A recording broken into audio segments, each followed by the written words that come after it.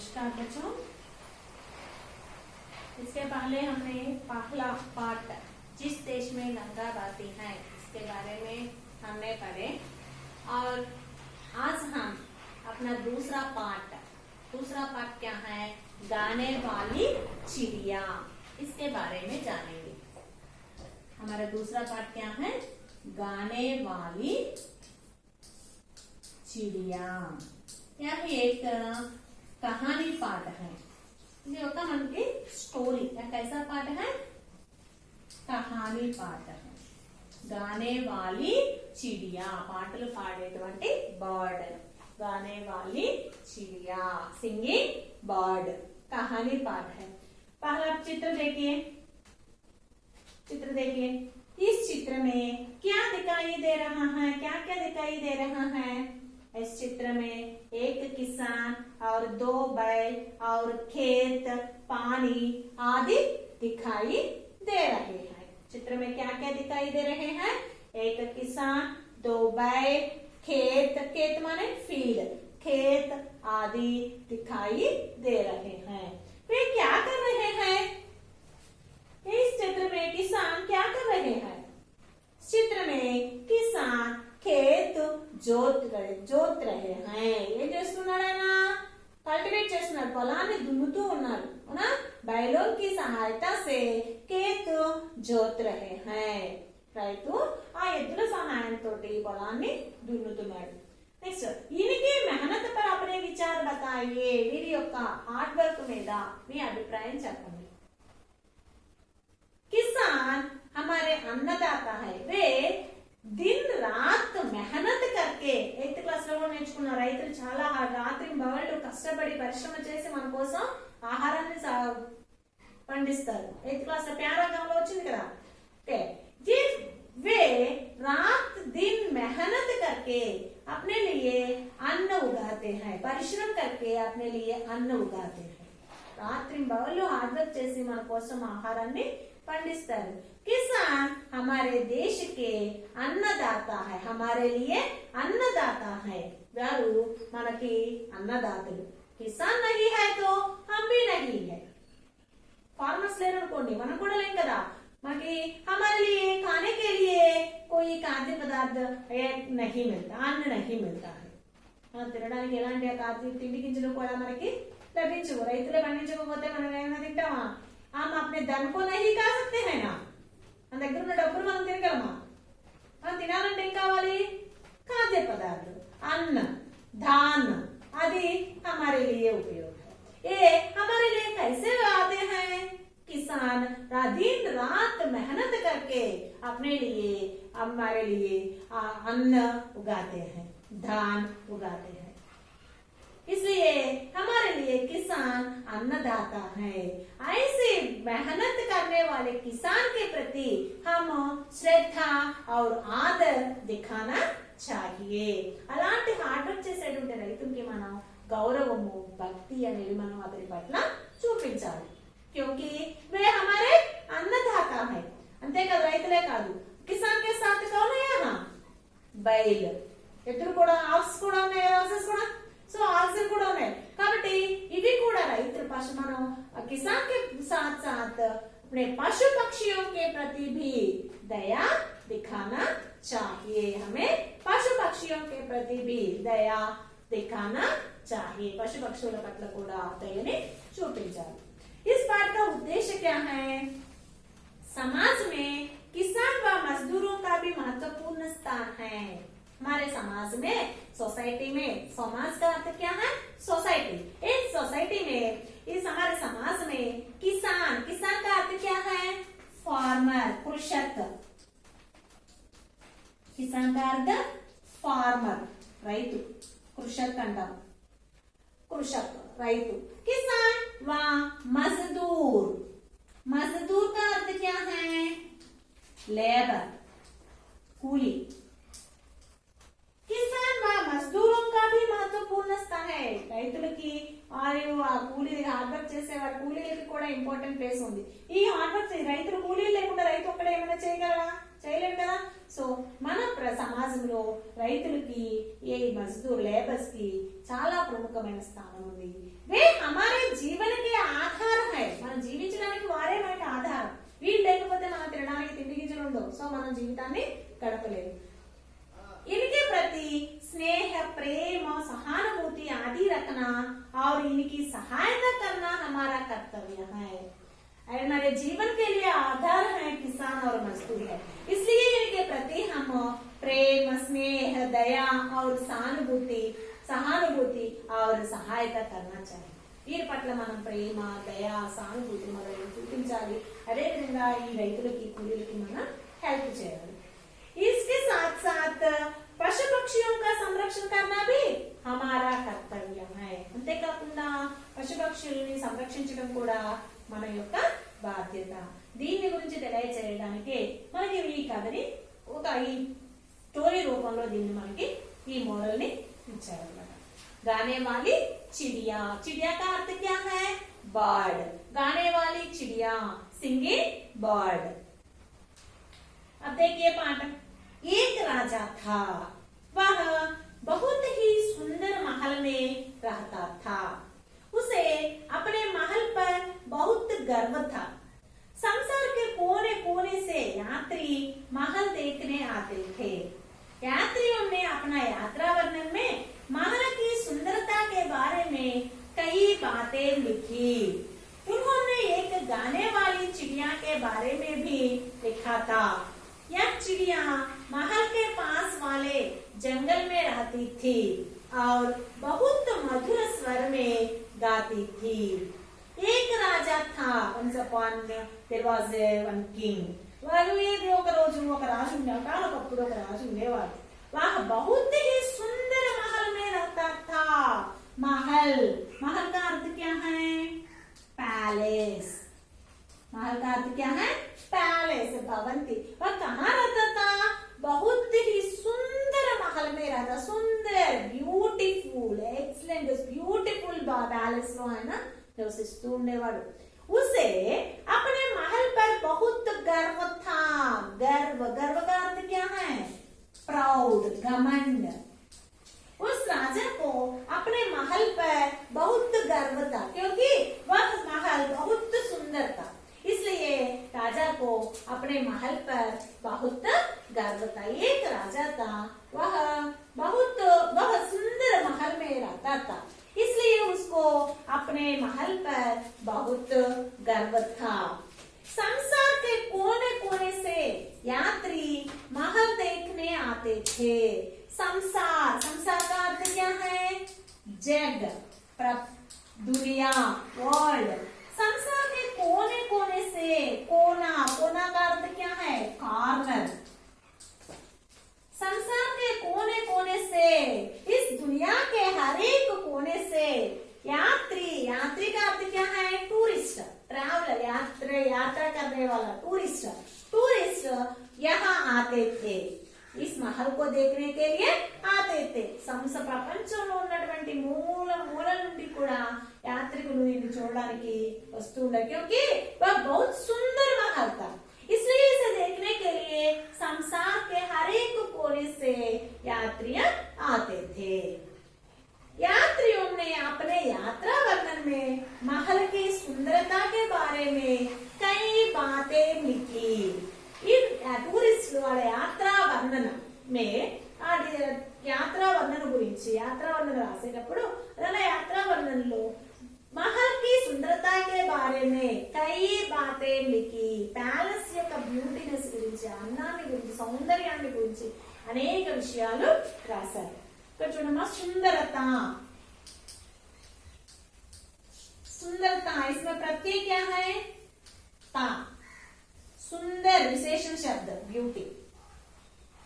దీనికి తా అనే చేర్చడం వల్ల ఏమైంది? శబ్దాంశం చేర్చడం వల్ల సుందరత, బ్యూటీనెస్, సౌందర్యము భావవాచక సంజ్ఞగా మారింది. విశేషణ కాస్త అక్కడ భావవాచక సంజ్ఞగా మారింది. సో సుందరత प्रत्यय क्या है? ता. ఈ మహల్ యొక్క సౌందర్యాన్ని గురించి ఈ యాత్రికులు వారి యొక్క యాత్రా వర్ణనలో అనేక విషయాలు రాశారట. उन्होंने एक गाने वाली चिड़िया के बारे में भी लिखा था। इस महल की सुंदरता के साथ साथ यात्रियों ने अपना यात्रा वर्णन में एक गाने वाली चिड़िया के बारे में भी लिखा था। ఈ టూరిస్టులు వాళ్ళ యాత్రా వర్ణనలో ఈ ప్యాలెస్ యొక్క సౌందర్యాన్ని వర్ణిస్తూ దానితో పాటుగా ఇంకా దేని గురించి రాశారు, एक సింగింగ్ బర్డ్ గురించి కూడా రాశారట. महल के यह चिड़िया महल के पास वाले जंगल में रहती थी और बहुत मधुर स्वर में गाती थी। ఈ బర్డ్ ఎక్కడ ఉంటుంది, महल के पास वाले आजा ప్యాలెస్ కి దగ్గరలో ఉన్నటువంటి పాస్, పాస్ का अर्थ क्या है, नियर, ठीक ऑपोजिट दूर, फार, पास, महल के पास वाले जंगल, जंगल का अर्थ क्या है, फॉरेस्ट, जंगल का अर्थ फॉरेस्ट, पास नियर, जंगल फॉरेस्ट, महल के पास वाले जंगल में रहते थे और वह बहुत मधुर स्वर में गाती थी. ఎందుకంటే స్పెషాలిటీ ఏంటి, స్వీట్ వాయిస్ తోటి అది పాడుతూ ఉంటుంది, మెలోడియస్ వాయిస్ తోటి అది పాడుతూ ఉంటుంది.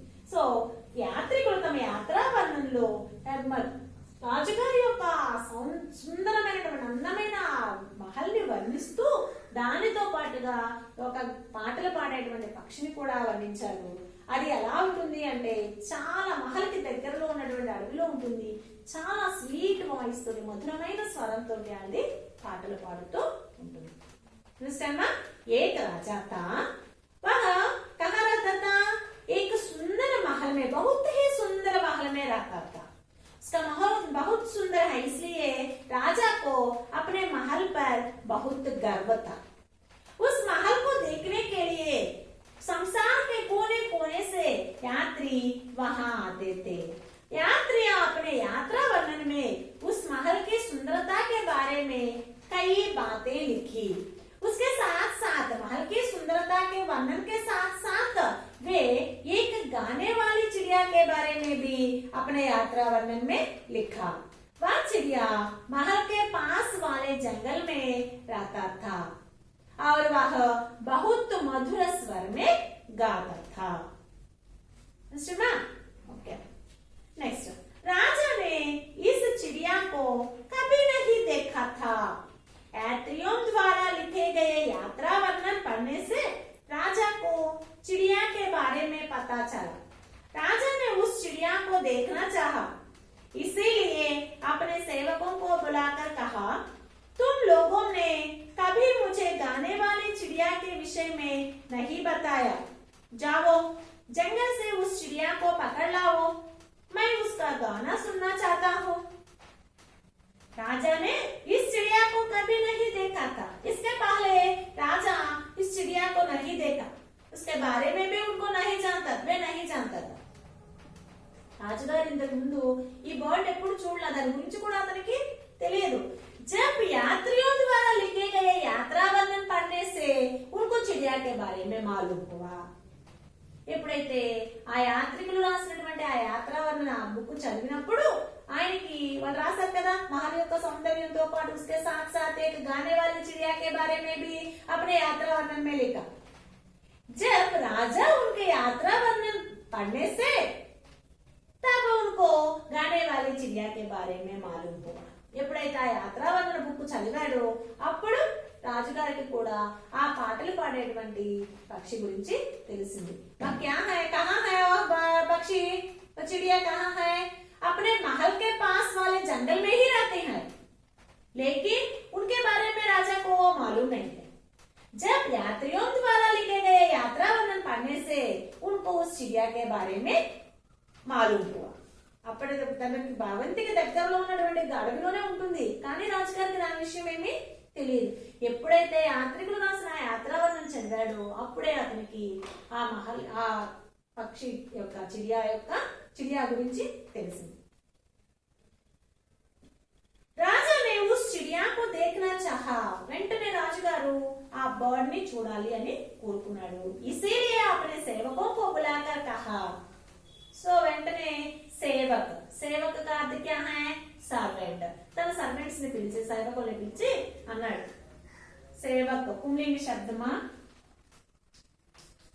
సేవక్ స్త్రీలింగ సేవిక. తన వెంటనే తన సర్వెంట్స్ ని పిలిచి చెప్పాడు, तुम लोगों ने कभी मुझे गाने वाली चिड़िया के विषय में नहीं बताया. आप लोगों ने कभी भी, इसके पहले कभी भी मुझे उस चिड़िया के बारे में मुझे नहीं बताया. क्यों? మీరు ఎందుకని నాకు ఇంతవరకు ఇంతకు ముందు ఎప్పుడు కూడా నాకు ఆ పాటలు పాడే బర్డ్ గురించి చెప్పలేదు. జంగల్ సే ఉస్ చిడియా కో పకడ్ లావో, మై ఉస్కా గానా సున్నా చాతా హూ. అడవికి వెళ్ళి, ఆ ఫారెస్ట్ కి వెళ్ళి ఆ బర్డ్, సింగింగ్ బర్డ్ పట్టుకురండి, నేను దాని పాట వినాలి అనుకుంటున్నాను. I want to sing the song. నేను దాని యొక్క పాటని వినాలనుకుంటున్నాను. I want to hear. నేను వినాలి అనుకుంటున్నాను ఆ పాటని, దాని పాటని. సో జాకర్ జంగల్ మే జాకర్ ఉస్ గానే వాली चिड़िया को पकड़ लाओ. వెళ్ళేసి అడవికి వెళ్ళి ఆ పాటలు పాడే పక్షిని పట్టుకొని రండి అని చెప్పారు. ఇక్కడ వరకు చూడండి ఒకసారి. एक राजा था, वह कहाँ रहता था? वह एक बहुत सुंदर महल में रहता था. एक राजा था, वह एक बहुत सुंदर महल में रहता था. उसे अपने महल पर बहुत गर्व था, क्योंकि उसका महल बहुत सुंदर था. इसलिए अपने महल पर उसका बहुत गर्व था. संसार के कोने कोने से यात्री उस महल को देखने के लिए आते थे, और वे यात्रियों अपने महल की सुंदरता के बारे में कई बातें लिखी. अपने यात्रा वर्णन में कई बातें लिखी. महल की उन्होंने महल की सुंदरता के साथ साथ एक गाने वाली चिड़िया के बारे में भी अपनी यात्रा वर्णन में लिखा. వారు ఆ మహల్ సౌందర్యంతో పాటుగా ఒక పాటలు పాడేటువంటి పక్షిని గురించి కూడా ఆ మహల్ దాని యాత్రా వర్ణనలో, వారి యొక్క యాత్రా వర్ణనలో రాశారు. जो वह चिड़िया अपने महल के पास वाली जंगल में ही रहती थी, वह बहुत मधुर स्वर में गाती थी. ఏదైతే ఆ మహల్ కి దగ్గరలో ఉన్న అడవిలో ఉంటుందో అది ఆ చిడియా గురించి వాళ్ళు రాశారు. అది చాలా స్వీట్ వాయిస్ తో కూడా పాడుతూ ఉంటుంది. अब राजा यात्रियों के द्वारा लिखे गए यात्रा वर्णन पढ़ने से राजा को उस चिड़िया के बारे में पता चला. तब राजा ने क्या किया? अपने सेवकों को बुलाकर जंगल में जाकर उस चिड़िया को पकड़ लाने को कहा. जाकर उस चिड़िया को पकड़ लाओ, मैं उसके गाना सुनना चाहता हूँ. ऐसा कहकर राजा ने अपने सेवकों को जंगल में भेज दिया. నేను వెళ్ళి ఆ బర్డ్ని పట్టుకురండి, నేను దాని పాటలు వినాలనుకుంటున్నాను అని చెప్పేసి రాజుగారు ఆ సేవకుల్ని అడవికి పంపిస్తారు. नेक्स्ट. राजा के सेवकों ने भी उस चिड़िया को कभी नहीं देखा था, और न ही पूरे दरबार में कोई इस विषय के बारे में कुछ जानता था. चिड़िया को ढूंढने सैनिक जंगल में गए. ढूंढते ढूंढते उन्हें एक लड़की मिली जिसने चिड़िया को गाते हुए देखा था. गाने वाली चिड़िया का नाम लेते ही वह बोली, हाँ हाँ मैं जानती हूँ उस गाने वाली चिड़िया को. ओह, वह कितने मधुर स्वर में गाती है. जब मैं यहाँ से काम समाप्त करके संध्या समय घर लौटती हूँ तो वह मुझे रास्ते पर अपना मीठा मीठा गाना सुनाती है. इससे मेरी सारी थकान दूर हो जाती है. राजा ने क्या किया? अपने सेवकों को जंगल में भेज दिया. उस चिड़िया को पकड़ लाने के लिए जंगल में भेज दिया. वास्तव में अब तक राजा के सेवकों को भी उस चिड़िया के बारे में मालूम नहीं है. राजा के सेवकों ने भी उस चिड़िया को कभी नहीं देखा था. రాజుగారి సేవకులు కూడా ఆ బర్డ్ ని ఇంతవరకు ఎప్పుడు చూడలేదు. और न ही पूरे दरबार में कोई इस विषय के बारे में कुछ जानता था, कुछ ना जानता था. రాజుగారు ఆయన సేవకులే కాదు, ఆ ఆస్థానంలో ఉన్నటువంటి కింగ్ కోర్ట్ లో ఉన్నటువంటి ఎవరికి కూడా ఈ పాటలు పాడేటువంటి పక్షి గురించి ఏమీ తెలియదు. चिड़िया को ढूंढने सैनिक जंगल में गए. వాళ్ళకి తెలియదు కదా, సో వెతికి రావాలి. రాజుగారి ఆజ్ఞ వెళ్ళి తీసుకురామని. సో వెళ్ళాలి తప్పదు. ఇక వెళ్ళారు. దేనికి जंगल में गए। कहाँ गए? जंगल में गए। क्यों? चिड़िया को ढूंढ लाने के लिए। चिड़िया ना बर्ड ని వెతికి తీసుకురావడం కోసం जंगल में गए। ढूंढना, ढूंढना का अर्थ क्या है? To search. ढूंढना का अर्थ टू सर्च, వెతకడం, खोजना, వెతకడం। फिर राजा के सेवकों ने चिड़िया को ढूंढने के लिए जंगल में गए। ढूंढते ढूंढते उन्हें एक लड़की मिली जिसने चिड़िया को गाते हुए देखा था। అలా వెతుకుతూ వెతుకుతూ ఉంటే వారికి ఒక అమ్మాయి కనిపించింది। ఎవరికైతే ఈ పాటలు పాడేటువంటి ఆ బోర్డు తెలుసో అలాంటి ఒక అమ్మాయి వారికి కనిపించింది। గానే వాली चिड़िया का नाम लेते ही वाह बोली। అమ్మాయిని అడిగారు సేవకులు, ఇక్కడ ఒక పాటలు పాడే బోర్డు ఉంటుంది కదా, అది ఎక్కడ ఉంటుందమ్మా, ఎలా ఉంటుంది అని అడగగానే ఆ పేరు వినగానే అమ్మాయి అనిందట, హా హా మై జాంతి హూ ఉస్ గానే వాली चिड़िया को। yes yes I know that singing boy। హా హా yes yes అవును అవును, మై జాంతి హూ ఉస్ గానే వాली चिड़िया को। ఆ పాటలు పాడే పక్షిని నాకు తెలుసు, నేను ఎరుగుదును। वो वह कितने मधुर स्वर में गाती है। वाह, अरे असल ఎంత స్వీట్ వాయిస్ తో పాడుతుంది। जब मैं यहाँ से काम समाप्त करके संध्या समय घर लौटती हूँ। ఎప్పుడైతే నేను ఇక్కడ నా వర్క్ అంతా కంప్లీట్ చేసుకొని అడవిలో నా పని కంప్లీట్ చేసుకొని సంధ్యా సమయమే సాయంకాలం में शाम को मैं अपने घर लौटती हूँ, నేను ఇంటికి తిరిగి వెళ్తాను। तो वह मुझे रास्ते भर अपना मीठा मीठा गाना सुनाती है। అది నాకు దారి పొడవునా కూడా తన తీయ తీయని పాటలు వినిపిస్తూ ఉంటుంది। इससे मेरी सारी थकान दूर हो जाती है। थकान, थकान का अर्थ क्या है? टायर्डनेस, टायर्डनेस అలసట। దీనివల్ల నా అలసట అంతా కూడా దూరం। మనం బాగా వర్క్ చేసి హార్డ్ వర్క్ చేసి వచ్చినప్పుడు మనం మనసు ఏం కోరుకుంటుంది? కొంత రిలాక్సేషన్ కోరుకుంటుంది కదా। ఇప్పుడు మనం హాయిగా అప్పుడు ఏమైనా సాంగ్స్ పెట్టుకొని చక్కగా వింటే ఏమవుతుంది? మైండ్ అంతా కూడా రిలాక్స్ అయిపోయి మళ్ళీ రీఫ్రెష్ అవుతుంది కదా। సో అలాగే వీళ్ళు మార్నింగ్ నుంచి అడవిలో ఆ అమ్మాయి పని చేసి చేసి కష్టపడి సాయంత్రం ఎప్పుడైతే సాయంత్రమో అలసిపోయి ఇంటికి తిరిగి వెళ్తూ ఉంటుందో ఆ టైంలో ఈ పాట పక్షి తనకి మధురమైనటువంటి పాటలు వినిపిస్తూ ఉంటుందట। ఆ పాటలు విన్న తర్వాత తన అలసట అంతా కూడా దూరం అయిపోతుంది అని చెప్పింది। అర్థమైంది కదా?